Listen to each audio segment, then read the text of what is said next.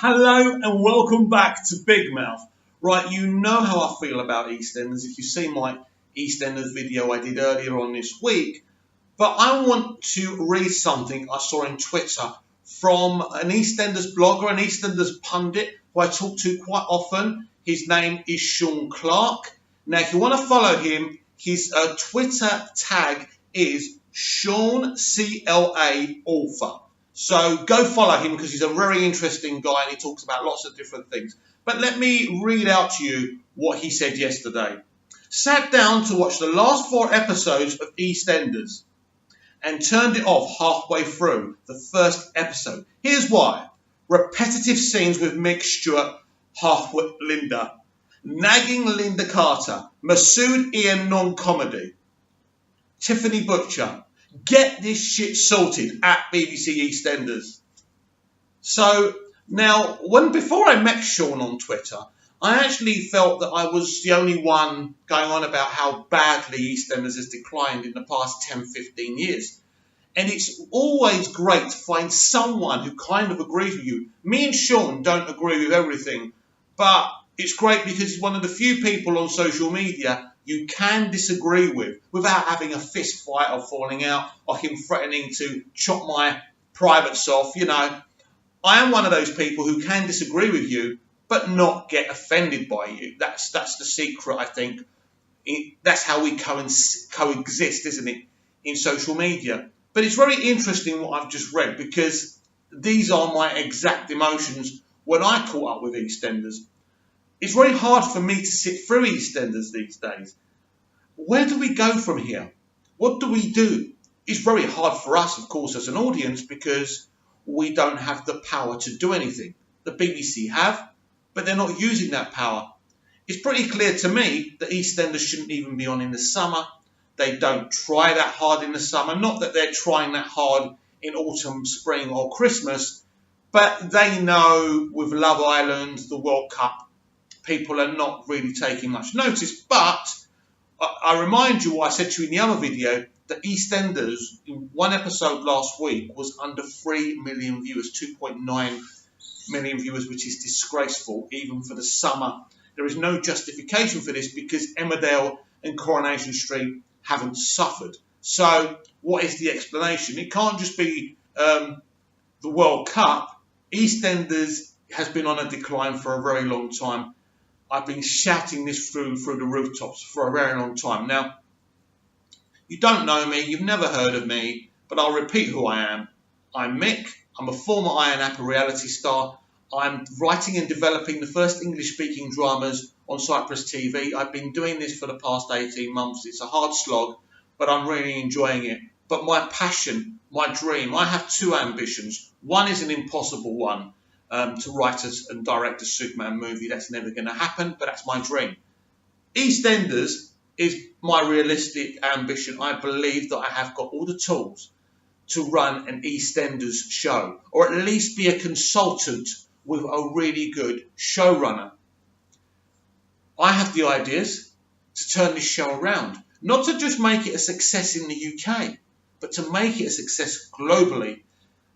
First, one of the things I would love to do is research the actual East End. I know nothing about the East End, and I bet you the people running the show, John York, also knows nothing about the East End and doesn't make the effort to know anything about the East End.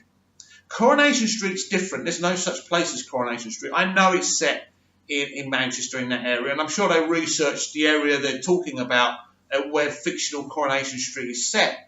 But it's a bit different, and it's the same as Emmerdale. Yeah, you can research the Yorkshire mentality, but in reality, there is no Emmerdale, there is no village. But you could research a village in Yorkshire, I suppose. EastEnders is different, you know. The name EastEnders is about a specific place in London, the East End of London. And one of the big mistakes I think they've made, it was always great to have this fictitious Albert Square and everything, but I think they should broaden their horizons a bit and focus all round the East End.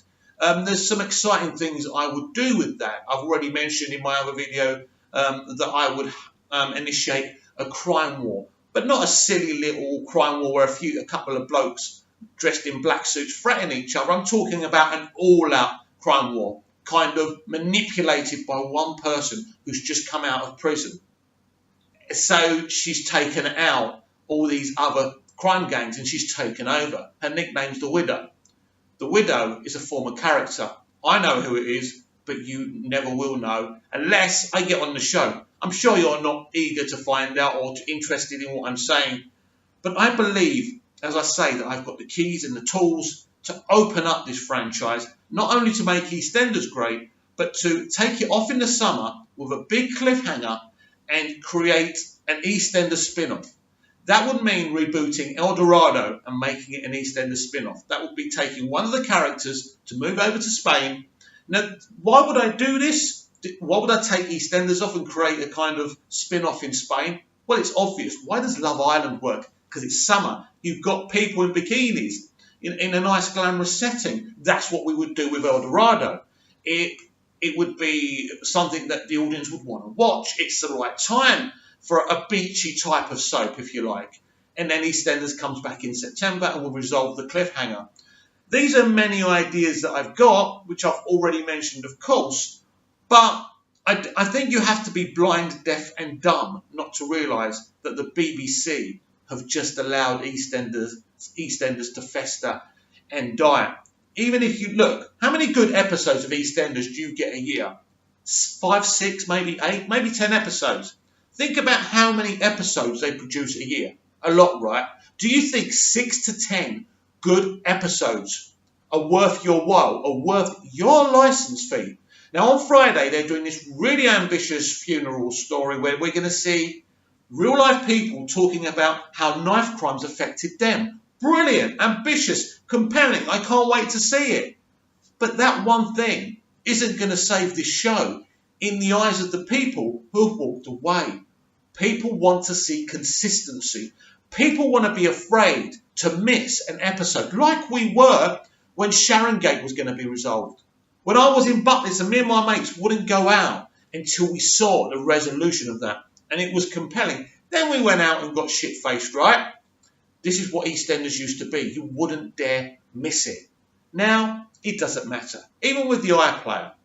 How many times have I missed EastEnders and not bothered watching it on the iPlayer? Many.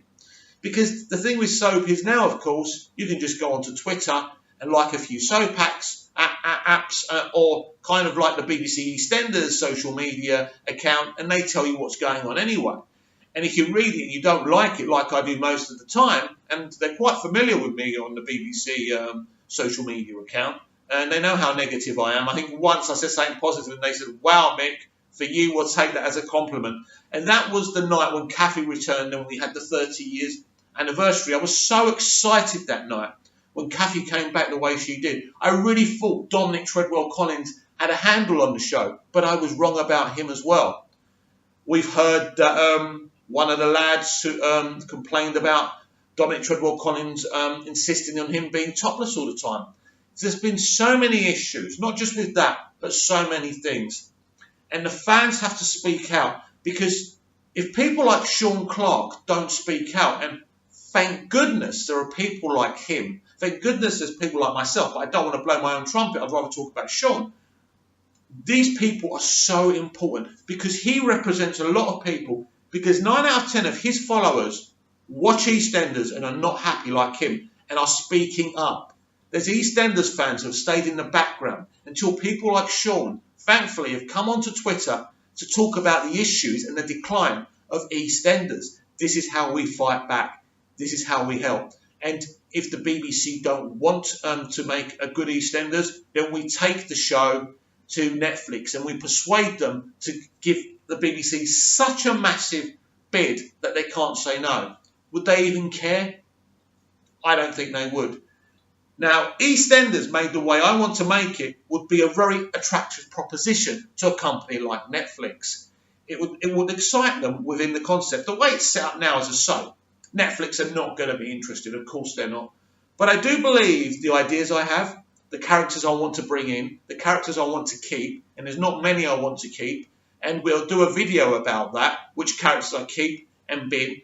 But certainly at the moment, go follow Sean Clark, author. He's a great guy. And we'll talk more about EastEnders because this really is a pressing issue.